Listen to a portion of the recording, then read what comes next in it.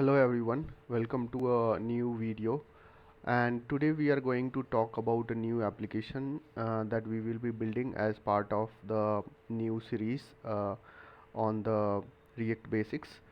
As part of this, we are going to build a food search application, and here we are going to learn a lot of concepts related to network calls, how you can parse the network call data and use it and render it properly in the UI.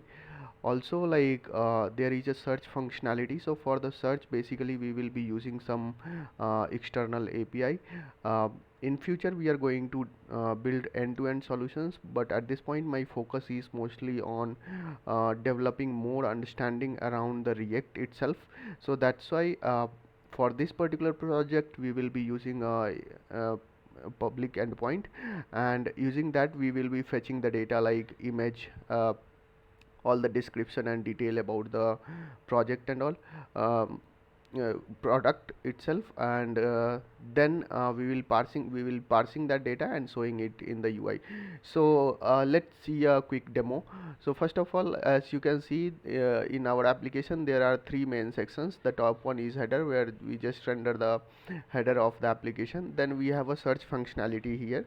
So if you want to search anything here, right? So let's say if I want to search for, I can search any food related item. So let me search salad. So once I type salad here and click on the search button, basically I get the list of salad items which are available, and this is again fetched through a public endpoint which is freely available. You can also use it. And the bottom section where we show the basically footer, some content in the footer. So the main functionality is the body, where we have the search as well as we have the search result. Now let's try to search one more food item. So let's see if I want to search something related to chicken, what all dishes will appear here.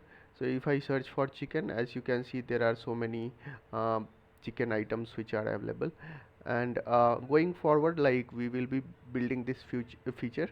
uh, so if you are interested in this, I'm very excited about building this application, and if you are very interested, please go ahead and like this video and subscribe to the channel so that you can follow up with upcoming videos in the series.